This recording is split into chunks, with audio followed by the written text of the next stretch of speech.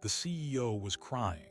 Not just tears, but full, shoulder-shaking sobs, standing over a freshly built wooden ramp, holding a letter that explained why the single dad who built it had asked for no payment. A letter about his mother. That simple act of carpentry, a 3-hour job, would end up shaking their entire city to its core. That carpenter was Leo Vance, a single father who spent his days doing quiet repair work and his weekends building wooden ramps for strangers, never accepting a dime. But why? And what was in that handwritten note that shattered a powerful CEO's composure?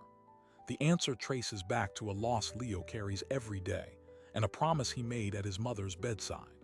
This is the story of how a simple act of wood and nails exposed a hidden connection that would change two families forever. Every Saturday, while other parents took their kids to soccer games, Leo Vance and his 8-year-old daughter Chloe loaded plywood and 2x4s into his rusty pickup truck. Their mission was simple: find someone who couldn't leave their home and set them free. They operated on whispers and referrals, a secret network of social workers and nurses who knew Leo was the person to call when bureaucracy failed. He wasn't part of any big nonprofit. He was just a man with tools and a truck, honoring a debt no one else knew he carried. In his small, sawdust-covered garage workshop, Leo taught Chloe the names of tools: drill press, miter saw, level. She would hand him screws, her small fingers careful. He never talked about why they did this, not directly. But if you looked closely, you'd see the faded photograph taped to his workbench. A smiling woman in a wheelchair, his mother, Alina. She had multiple sclerosis.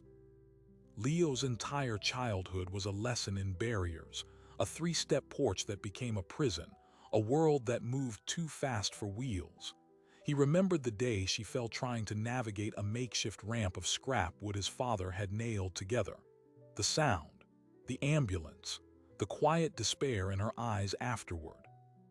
She died when he was 19 in a nursing home she hated because their house couldn't be made accessible. The last thing she said to him was, "Don't let people get stuck, Leo. It's a terrible way to live." He carried that like a stone. After her funeral, he used his inheritance, all $12,000 of it, not for college, but to enroll in carpentry school. He became obsessed with angles, with load-bearing weight, with the precise slope of a ramp that feels safe, not scary. His own life followed a rocky path, a short-lived marriage that fell apart under financial strain, leaving him with sole custody of a 2-year-old Chloe. He worked construction by day, scraping by, the dream of helping others like his mother seeming further away each year. Then, 5 years ago, a foreman on a luxury condo project ordered him to cut corners on safety railings. Leo refused. He was fired on the spot. That night, defeated, he looked at Chloe asleep on the couch and made a decision. He would use his skills, but only for people who needed them, not for profit. He would build ramps, one at a time, for free. He posted a simple ad online. "Need a ramp? Can't afford one? I'll build it." The calls trickled in. An elderly veteran with COPD, a young mother with a disabled child, a stroke survivor. Leo discovered a hidden world of people trapped behind their own front doors. The need was bottomless. He funded the materials from his meager handyman jobs, sometimes skipping meals so he could buy another sheet of pressure-treated plywood. Chloe grew up in this rhythm. To her, Saturday wasn't for cartoons. It was for carrying lumber and holding a tape measure, for seeing the look on a person's face when they could roll outside for the first time in months. Which is exactly what they were doing on a cold March morning when the call came. It was from a hospice nurse named Diane. Her voice was urgent. "Leo, it's a woman named Helen Greenfield. Lovely lady, end-stage cancer. She's in a gorgeous brownstone townhouse, but she's completely bedbound because she can't get down the front steps to her garden. She's got weeks, maybe less. Her daughter is trying, but..." Leo didn't need to hear the rest. He told Diane he'd be there the next day. The Greenfield address was in the most prestigious historic district of the city, mansions with manicured hedges. Leo's pickup truck looked alien on the cobblestone street. He and Chloe unloaded their gear under the suspicious gaze of a neighbor walking a purebred dog. The house was a masterpiece of sandstone and ivy, but the 5 steep, Stone steps leading to the massive oak door were a sheer cliff for anyone in a wheelchair. Helen Greenfield answered the door herself with the help of a rolling walker. She was frail, wrapped in a shawl, but her eyes were bright and intelligent. "You're the carpenter?" she asked, her voice thin but clear. "We've been waiting for you." She ushered them into a foyer that belonged in a magazine. Original artwork, a sweeping staircase, and in the corner, a sleek, expensive wheelchair unused. As Leo took measurements, Helen talked. She talked about her garden, the roses she hadn't seen in a year. She talked about her late husband. And she talked about her daughter, Evelyn. "She runs that big tech company downtown," Helen said, a mix of pride and sadness in her tone. "Always so busy saving the world. She hired a dozen contractors, but they all said it was too complicated, a historic property, the permits. They wanted $50,000 or more. They said it would take months." "I don't have months." Leo just nodded, scribbling calculations. He saw the problem.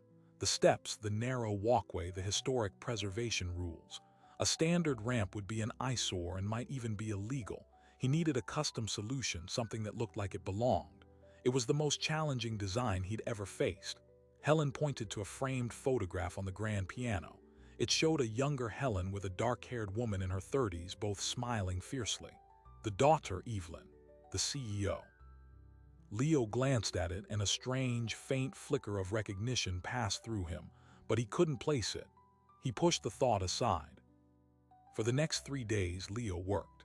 He designed a graceful, curved ramp that hugged the side of the townhouse, using stained cedar to complement the original woodwork. It was more sculpture than structure. He used his own money to buy the premium materials, dipping into the emergency fund he kept for Chloe. As he worked, Helen would sit by the window, watching. She told him about her life, about being one of the first female partners at her law firm, about her love of birdwatching. On the second day, she asked him quietly, "Why are you doing this, Leo? Really?" He paused, drill in hand. He looked at Chloe, who was sanding a rail. "For my mom," he said simply. That was all. Helen's eyes softened and she didn't ask again. The final afternoon, as Leo put the last screws into the handrail, Helen wheeled herself out for the first time. The late afternoon sun hit her face. She closed her eyes, took a deep breath of the cool air, and a single tear rolled down her cheek. She reached out and took Leo's calloused hand. "You've given me my world back," she whispered. Inside, Chloe beamed. But as Leo packed his tools, Helen asked for one more thing. "Would you write down your name? And your mother's name, I want to remember." Leo, uncomfortable with thanks, scribbled a few lines on a piece of notepaper from his truck. He wrote his name, his phone number, and 2 sentences. "For Eleanor Vance, who taught me that freedom isn't a luxury." He handed it to Helen, who clutched it like a treasure. He was loading the last tool belt into his truck when a black town car silently pulled up to the curb. The door opened, and a woman in a long camel coat stepped out. Evelyn Greenfield, the CEO. She looked exhausted, stressed, her phone in her hand. Then she saw her mother, not by the window, but outside at the bottom of a beautiful wooden ramp, smiling in her wheelchair. Evelyn froze. Her phone slipped from her hand and clattered on the cobblestones. She stared at the ramp, then at her mother's radiant face, then at Leo, the dusty carpenter standing by his truck. Her hand flew to her mouth. And then Helen, with a gentle smile, held out the folded note. "He did it for his mother, Evelyn," she said. Evelyn took the paper, her hands beginning to tremble. She unfolded it. Her eyes scanned Leo's messy handwriting. She read the name, Eleanor Vance. The color drained from her face. She looked from the note to Leo and back again. Her breath hitched. And that's when the first sob broke through, a sound of profound, shocking grief and recognition. Because Evelyn Greenfield wasn't just crying about a ramp. She was crying because she knew that name. She knew it better than anyone. 25 years ago, Evelyn Greenfield wasn't a CEO. She was a scared 16-year-old girl, hiding in the back of a public library, trying to finish her homework after her father kicked her out. Her home life was a war zone, her future a dead end. That library was her only sanctuary. And the librarian who worked the evening shift, the one who always saved a granola bar for her and never asked prying questions, was a kind woman named Eleanor Vance. Alina had noticed the quiet, intense girl with the worn-out backpack. One evening, she slid a book across the counter. It wasn't a school assignment. It was a biography of a female entrepreneur. Inside the front cover, Alina had written a note. "For Evelyn, the world needs your mind. Don't let it go to waste." That small act of faith was a spark in the dark. Alina became Evelyn's unofficial guardian. She let her use the library's address for college applications. She wrote a letter of recommendation that glossed over the homelessness and highlighted the fierce intelligence. When Evelyn got a full scholarship to a state university, it was Alina who drove her to campus, her wheelchair secured in a specially adapted van.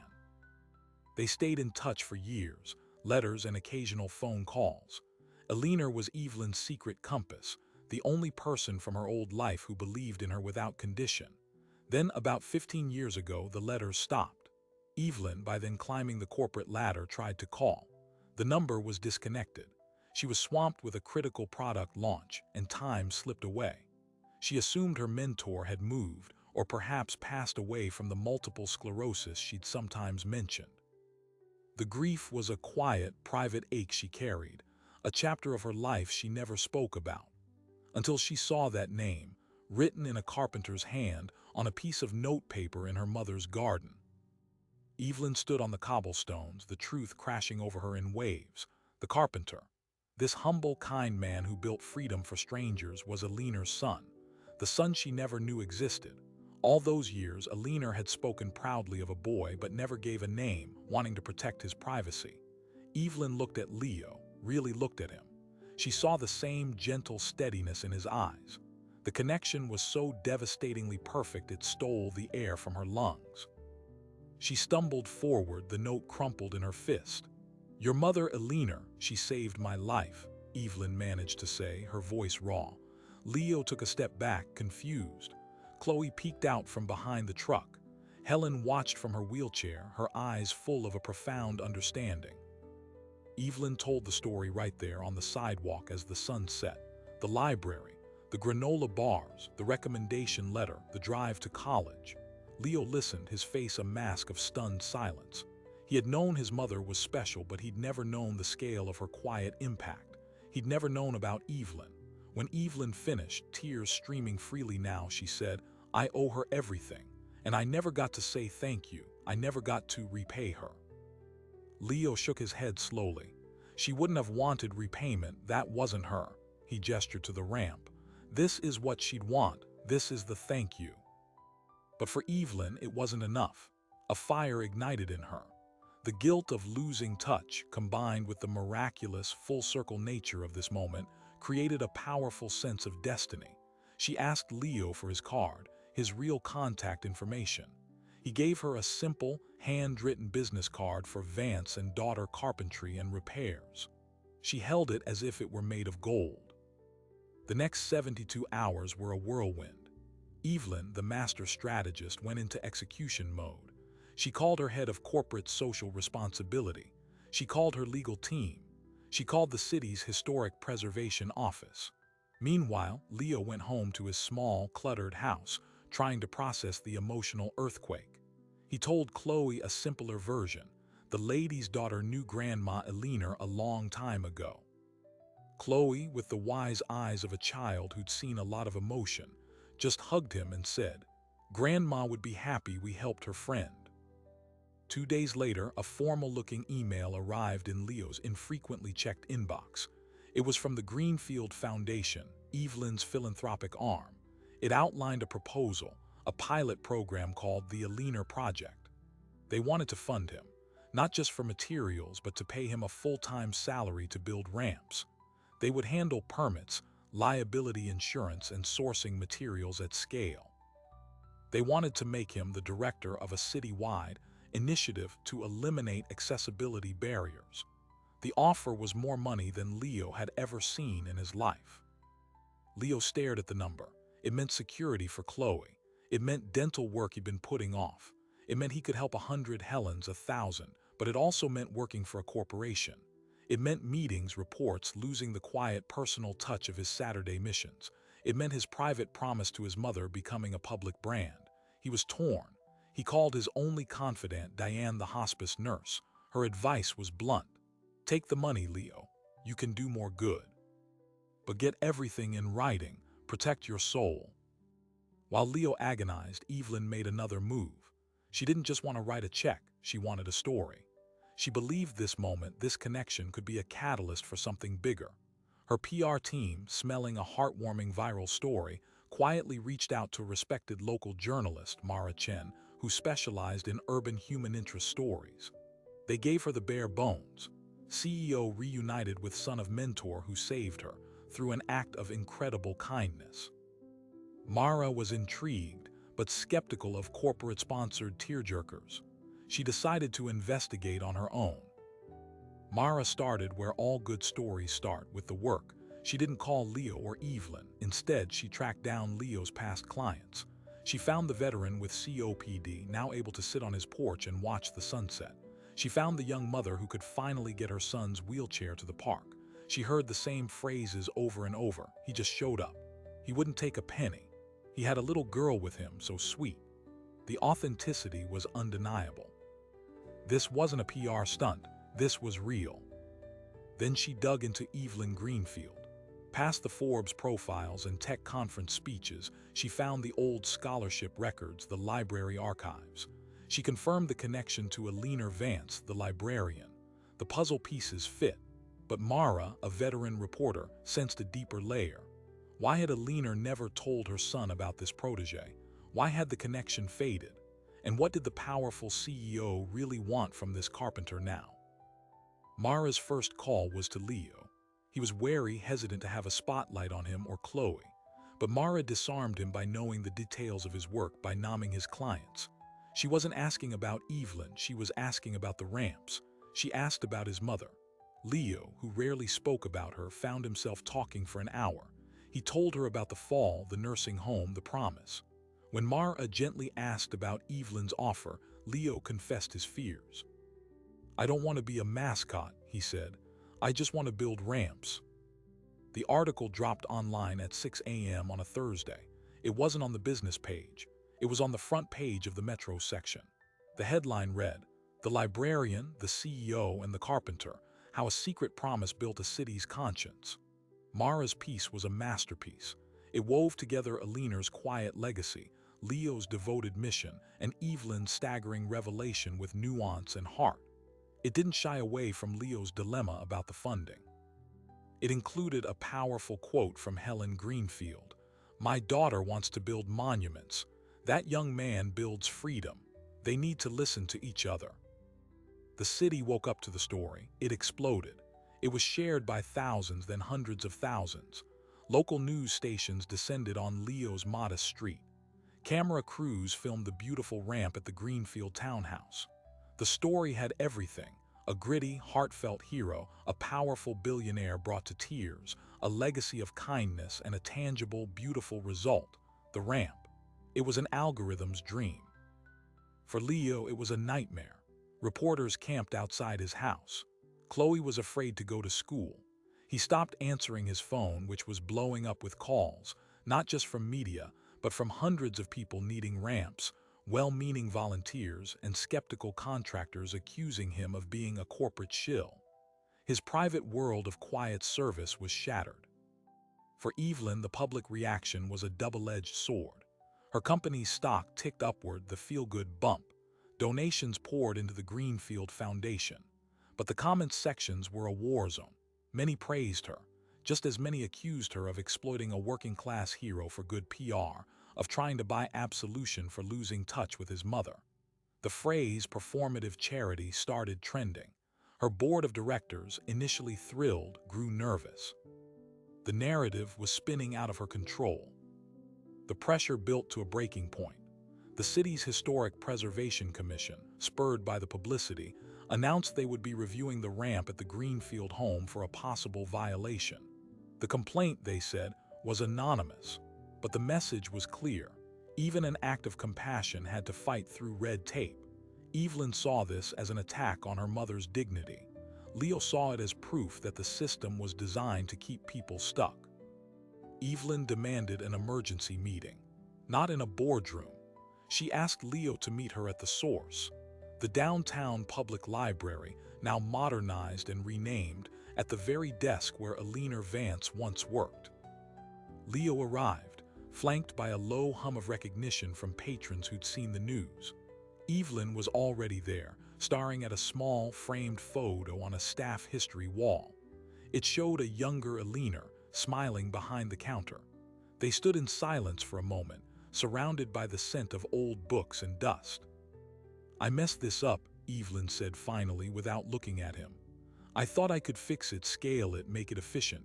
I thought I was honoring her, but I just brought a hurricane to your quiet world. I'm sorry." Leo nodded, watching a teenager study at a table just as Evelyn once had. "You weren't wrong," he said quietly. "The need is huge. I can't meet it alone. But your way, the articles, the money, the committees, it turns a person into a problem to be solved. My mother saw people. She saw *U*, not a case file." "So what do we do?"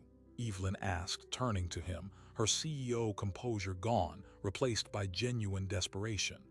"The commission hearing is in 48 hours. If they make us tear that ramp down, it will crush my mother, and it will prove every cynical person out there right." Leo ran a hand over the smooth, old wood of the desk. He thought of his mother working here, planting silent seeds of hope. He thought of Chloe. He thought of the hundreds of emails pleading for help. A plan, rough and dangerous, began to form in his mind. It wasn't about playing by the rules of corporations or City Hall. It was about speaking a language everyone understood. "We don't argue with them at their hearing," Leo said, a new steel in his voice. "We show them. We bring the problem to their doorstep.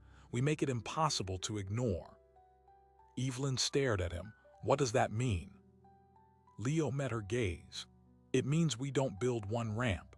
We build 12, in one day, all over the city, for the 12 people on the commission's own waiting list for accessibility variances. We let the cameras follow. We let the city see what violations actually look like. We show them the faces of the people they're leaving behind." It was audacious. It was potentially illegal. It was a direct challenge to the system. Evelyn's mind raced through the risks, legal repercussions, fines, public backlash. But she also saw the raw, undeniable power of it. This wasn't a PR strategy. This was a movement. This was what her mentor's son did.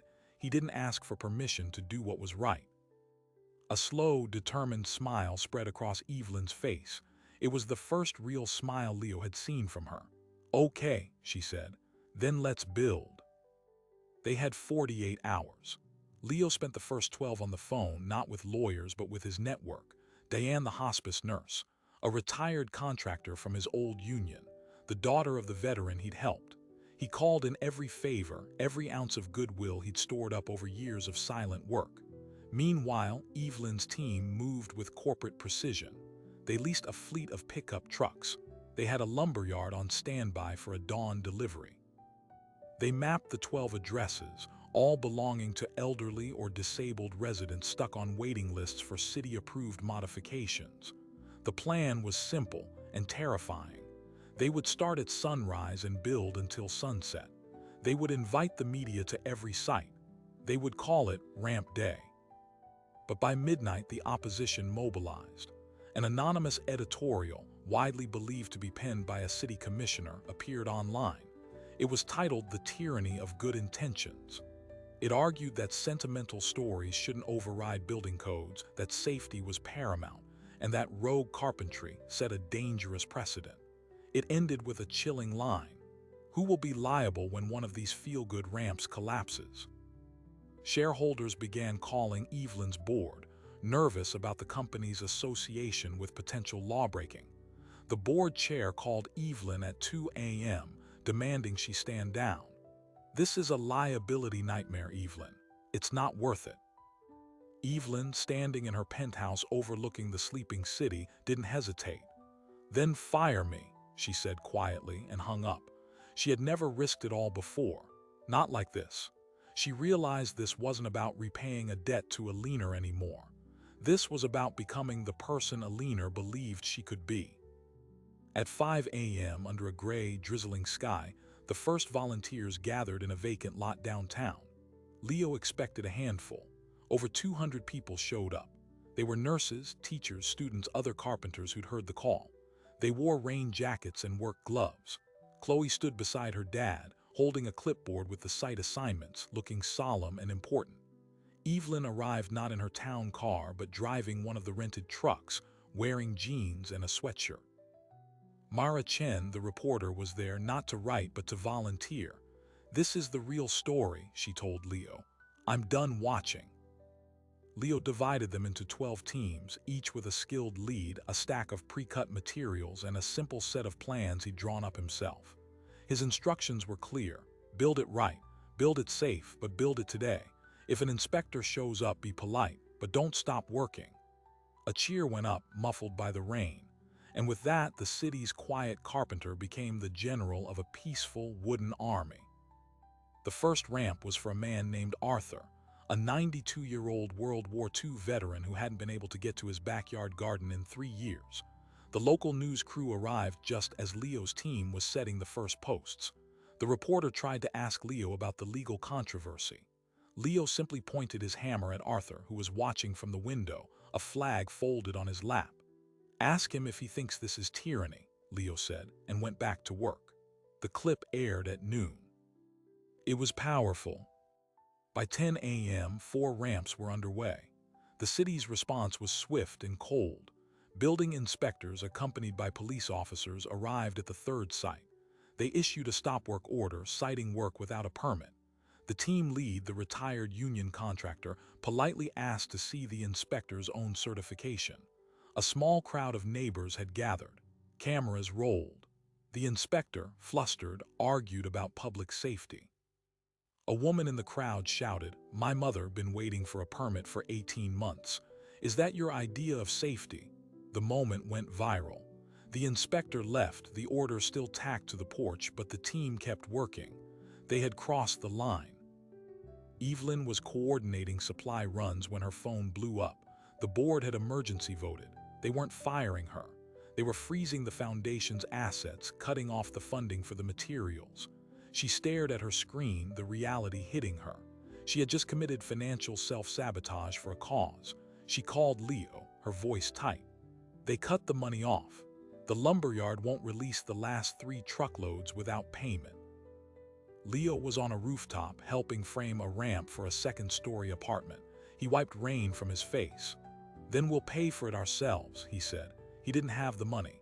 But he hung up, walked to the edge of the roof where his team was working, and explained the situation. He told them the truth. The corporate money was gone. They could pack up, no hard feelings. A young carpenter, maybe 22, was the first to speak. He pulled out his wallet, took out $60 in cash, and laid it on a sawhorse. "For the lumber," he said. Then a nurse did the same. Then a teacher. Within minutes, a pile of cash and open Venmo apps funded the next shipment. It was a silent, stunning rebellion. This was the moment the story shifted. It was no longer about a CEO and a carpenter. It was about a city taking care of its own. The hashtag Ramp Day started trending locally, then nationally. Donations from across the country began pouring into a makeshift fund Mara Chen helped set up. But the city government, now publicly backed into a corner, escalated. The mayor held a press conference. He expressed sympathy for the individuals but condemned the flagrant disregard for the rule of law. He announced that all 12 structures would be subject to immediate review and likely demolition if permits weren't filed, a process that took months. He was drawing a line in the sand. The worst blow came at the 11th site. Helen Greenfield, Leo's first client, had insisted on being there, wrapped in blankets in her wheelchair, a beacon of support. A different city inspector arrived, this one from the Historic Preservation Commission. He didn't issue an order. He took photographs of the beautiful curved ramp, made notes, and then approached Helen. "Ma'am," he said, loud enough for everyone to hear, "this structure is in clear violation of district guidelines. You will be receiving a formal notice to remove it. I'm sorry." Helen Greenfield looked up at him, her eyes fierce despite her frailty. "Young man," she said, her voice clear and sharp, "I am dying. That ramp is my freedom. You tell your commission they can have it removed the day after I'm gone, not a minute sooner." The inspector blinked, uncomfortable. He left without another word, but the damage was done. The threat to remove Helen's ramp, the symbol of the entire story, felt like a heartless act of war. Evelyn saw the footage on a volunteer's phone. She felt a cold, volcanic rage. This was no longer about permits. This was about her mother. As dusk fell, 11 ramps were completed. The 12th, for a young girl with cerebral palsy, was 90% done. The mood should have been triumphant, but a pall hung over the volunteers. The city's threats were real. The legal consequences loomed. They had built freedom, but it felt terrifyingly temporary. Leo gathered the exhausted volunteers at the last site. He stood on the nearly finished ramp, looking out at the sea of muddy, tired faces. "I don't know what happens tomorrow," he said, his voice hoarse. "They might try to tear these down. They might fine us into the ground. But look at what we did today. 12 people can leave their homes tonight. That's not a violation. That's a victory no piece of paper can erase." It was a stirring speech, but it couldn't dispel the fear. That's when Evelyn's phone rang. It was a number she didn't recognize. She answered, expecting another reporter or an angry board member. The voice on the other end was elderly, cultured, and firm. "Miss Greenfield, this is Judge Harold Bennett. I've been watching your little revolution on the news all day." Evelyn's heart sank. A judge. This was it, the first legal summons, but the judge continued. "My wife, Abigail, passed away 2 years ago. She used a wheelchair for the last decade of her life. I fought the city for 3 years to put a ramp on our own home. I know every line of the code they're threatening you with." He paused. "I'd like to offer my help, pro bono." Evelyn was speechless. Judge Bennett wasn't just any judge. He was a retired, highly respected appellate judge, known for his rigorous integrity. He explained that the mayor's threats were largely bluster. The process for demolition was long and required a hearing where public sentiment and demonstrable humanitarian need would be powerful factors. "They're betting you'll back down from a fight," the judge said. "You have to call their bluff, file for retrospective permits for every single ramp. Force a public hearing, I'll represent you." It was the first piece of real, powerful leverage they had. But as Evelyn relayed the news to Leo, a new problem emerged. Filing those permits required detailed schematics, engineering signatures, and fees, thousands of dollars per ramp. They had the judge. They didn't have the paperwork or the money for the fees. The bureaucratic machine was designed to grind down exactly this kind of grassroots effort. Then, the second revelation hit. Mara Chen had been digging deeper into the city's accessibility waiting list. She discovered something explosive. Many of the permits held up for years weren't stuck in neutral. They were being actively delayed because the properties were in neighborhoods slated for redevelopment. A powerful real estate consortium, with quiet ties to several city commissioners, was buying up properties cheaply from elderly or disabled owners who felt trapped and hopeless. Removing accessibility barriers would make those owners less likely to sell. The delays weren't bureaucratic incompetence. They were a feature, not a bug. The system wasn't broken. It was working perfectly for someone else. Mara published her findings at 8 p.m. The article named names, showed linked LLCs, and mapped the waiting lists against development plans. The scandal exploded with nuclear force. The city's moral high ground crumbled instantly. The anonymous editorial about safety now read like a cruel cover-up. The mayor went into emergency meetings. Leo read the article on his phone, sitting on the tailgate of his truck, physically and emotionally spent. The scale of the corruption made him feel small and naive. He thought he was fighting red tape. He was actually fighting greed. Evelyn found him there. She looked at the article over his shoulder. "So it was never about the ramps," Leo said, his voice flat. "It was about the land underneath them." Evelyn nodded, a grim determination settling on her features. "Then we change the fight," she said. "We don't just ask for permits. We demand an audit of the entire waiting list. We use the public pressure. We go after the real problem." But as they spoke, a black sedan pulled up to the curb. Not a police car, a city vehicle. A woman in a severe suit got out. She was the mayor's chief of staff. She walked over to Leo and Evelyn, her expression unreadable. "The mayor would like to see you both," she said. "Tonight, at his office." The volunteers watched, hushed. This was it. The confrontation. Would it be an arrest? A deal? A surrender? Leo and Evelyn exchanged a look. This was the bridge to the final act. They had the evidence of corruption. They had a retired judge in their corner. They had a city watching. But they were about to walk into the lion's den.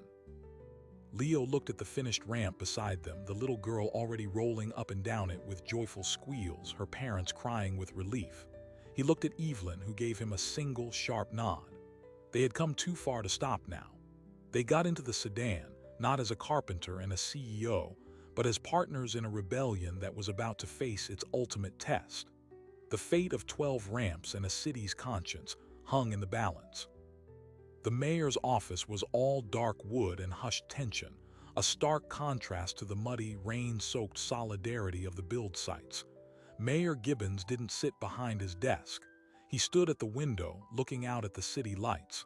He didn't turn around when they entered. "You've created quite a mess," he said, his voice weary. Evelyn stepped forward. "We've exposed a mess, Mr. Mayor. There's a difference." He finally turned. He looked older than he did on TV, the weight of the scandal already settling on him. He gestured to chairs. "Sit, please." Leo remained standing. The mayor sighed. "The article by Ms. Chen, the allegations, they're explosive, and they're being taken very seriously by the state attorney general's office. I've just been informed." This wasn't what they expected. They'd braced for a reprimand, not a revelation that the investigation had already jumped over his head. The mayor continued, pinching the bridge of his nose. "2 commissioners have already submitted their resignations. The real estate consortium has lawyered up. My city is on the national news for systemic corruption that preyed on its most vulnerable. So you'll understand if I'm not in the mood to debate building permits." Leo spoke for the first time, his voice quiet but firm. "Then what are we here to debate, sir? The people on those waiting lists. My daughter is out there thinking we might go to jail for helping a little girl in a wheelchair. What do I tell her?" The mayor looked at Leo, really looked at him, seeing not a political opponent but a tired father. The facade cracked slightly. "You tell her the system failed, and that sometimes it takes good people breaking the rules to show us how broken we are." He walked to his desk and picked up a document. "This is an emergency executive order. It fast-tracks the permit review for all 12 structures built today. It waives all associated fees. The review will be completed by close of business tomorrow.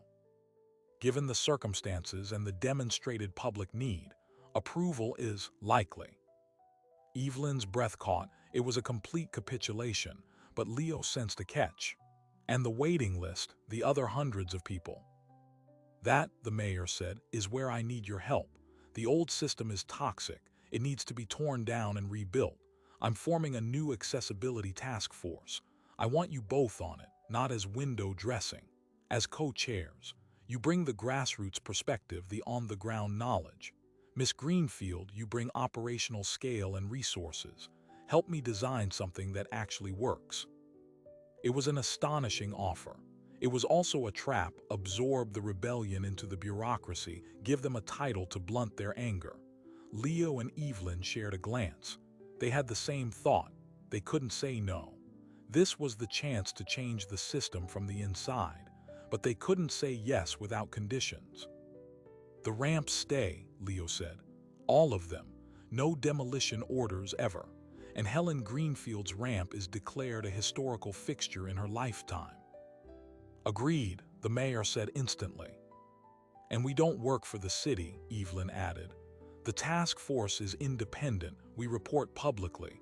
We have full access to records, and we bring our own legal counsel." She was thinking of Judge Bennett. The mayor smiled a thin, tired smile. "I expected nothing less. Do we have a deal?" They shook hands. It was not a victory of defiance, but of strategic acceptance. They had stormed the gates, and now they were being handed the keys. The question was whether they could rebuild the castle without becoming the new gatekeepers. The news broke the next morning. The mayor announced the resignations. the Attorney General's investigation, and the new City Access Initiative, with Leo Vance and Evelyn Greenfield at its helm. The headlines celebrated a win for the little guy. The 12 ramps were officially permitted. Helen Greenfield gave a triumphant interview from her garden. The public fury began to calm, channeled into hope for reform. For Leo, life changed overnight, but not in the way he feared. He didn't become a bureaucrat. He became a bridge. His phone rang with calls from city planners asking, "How would you handle this case?"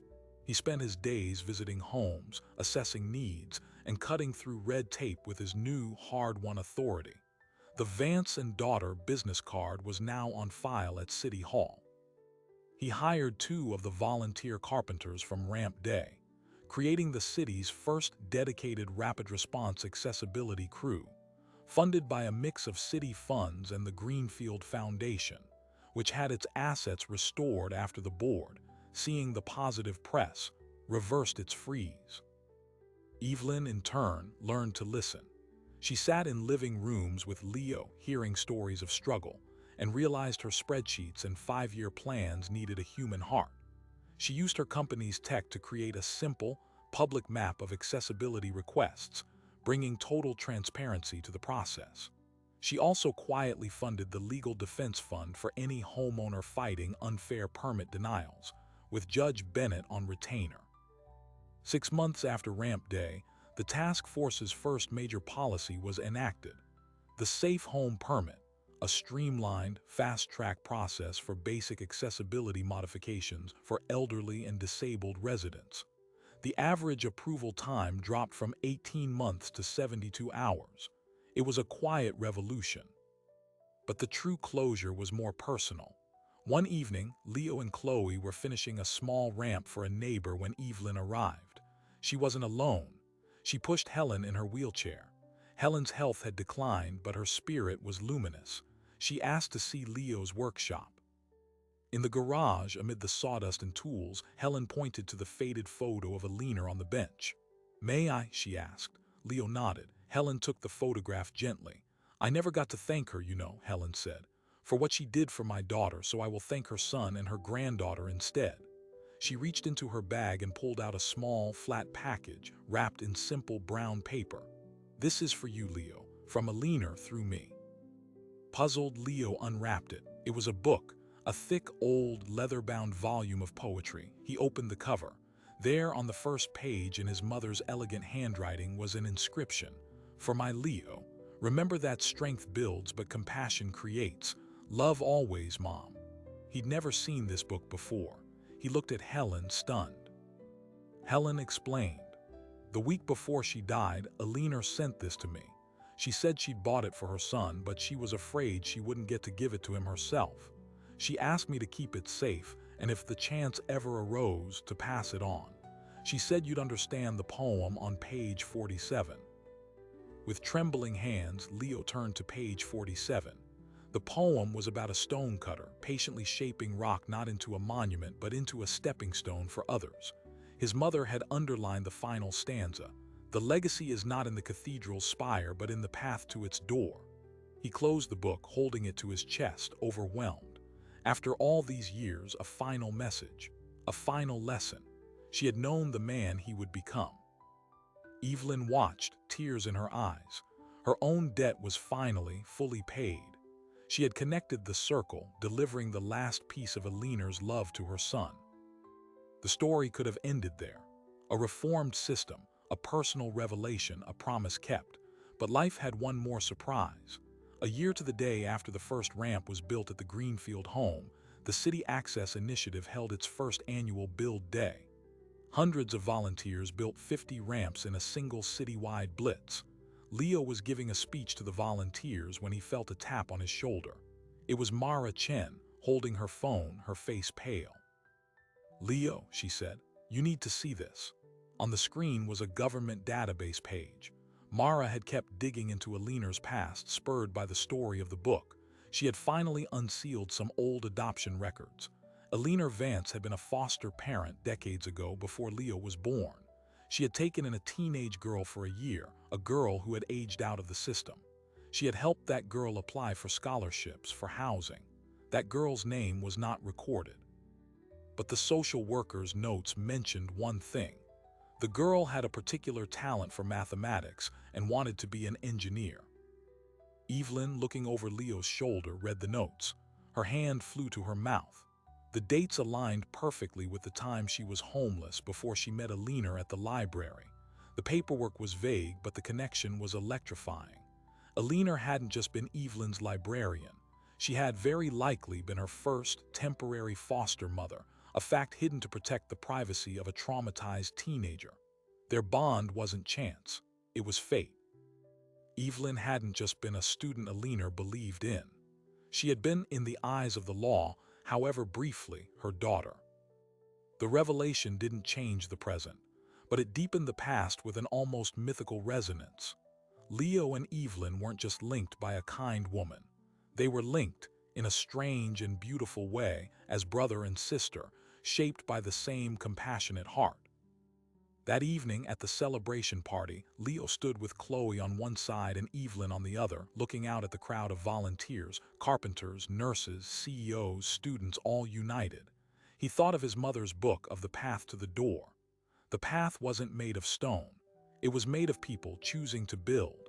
The system had been shaken. The city had been changed. But the real victory was quieter and would last longer. It was in the look on Chloe's face as she taught another little girl how to hold a level. It was in the firm, familiar clasp of Evelyn's hand on his shoulder. It was in the memory of a librarian's quiet faith, rippling outward through time, finally coming home. The fight was never really about ramps.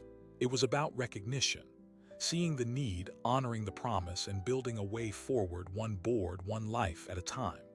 The work, of course, was never done. But for the first time, Leo knew he wasn't doing it alone. He had a family, both given and found, and an entire city now ready to build alongside him. So what do we take from a story like this? That a single act of wood and nails can shake a city. That a secret from the past can rewrite the future. Perhaps it's something simpler and more profound. It's that the world is woven together by invisible threads of kindness, threads that can surface decades later in the most unexpected ways. Alina Vance was a librarian in a small branch, a mother in a wheelchair, a woman who believed in a homeless girl and wrote a note in a book for her son. She could never have imagined the chain of events she set in motion. That is the terrifying, beautiful power of a single compassionate life. It echoes. Leo and Evelyn's story didn't end with fixed permits or a closed case. It entered a new phase.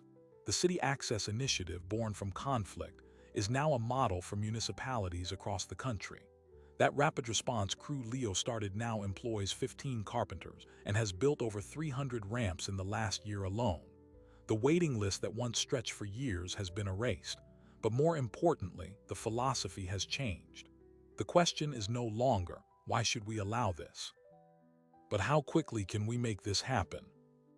Evelyn Greenfield did not return to being the same CEO. She split her time, serving as the public architect of scalable change while ensuring every policy had a human name and face attached to it. Helen Greenfield lived for another 8 months after her ramp was built. She spent every possible day in her garden, and her funeral was not a somber affair, but a celebration of a life that, thanks to a simple wooden slope, ended exactly as she wished, at home, surrounded by her roses. And Leo, he still lives in the same small house. He still wears a tool belt, but his workshop now has a second plaque beside his mother's photo. It's a schematic of the safe home permit process, signed by the mayor. He teaches carpentry at the community college with a special focus on adaptive building. Chloe, now 10, is his chief assistant, and her school project on accessibility won the state science fair. The circle continues. The lingering question this story leaves us with isn't about policy or construction. It's this: how many Alinas are among us right now? The quiet teachers, the unnoticed neighbors, the people who offer help without expectation of reward or even memory. They are the silent architects of our future. And how many Leos are there, carrying a private promise, using their hands to heal a wound they never spoke about? Their work is often invisible, until suddenly, it's the only thing holding a community together. We live in a world that often celebrates the loudest victory, the biggest headline. But real change, lasting change, is usually built like a ramp, board by board, act by act, often in the rain, by people who simply decided that someone shouldn't be left behind. It is practical, it is tangible, and it is the most powerful form of love there is. Leo Vance built a ramp. Evelyn Greenfield received a letter. A city was forced to look at its own conscience. And a librarian's legacy, written in books and sealed in a forgotten adoption file, finally came full circle, proving that no act of true compassion is ever wasted. It is only waiting for its moment to be revealed to change everything. So look around you. What is waiting to be built? What silent promise are you carrying? And who in your life is your leaner? The path forward isn't always clear, but as this story shows, sometimes you just have to pick up a hammer and start building it yourself. Subscribe if you believe that every path out of isolation begins with a single step, and that the most powerful forces in the world are not money or power, but memory and wood and love.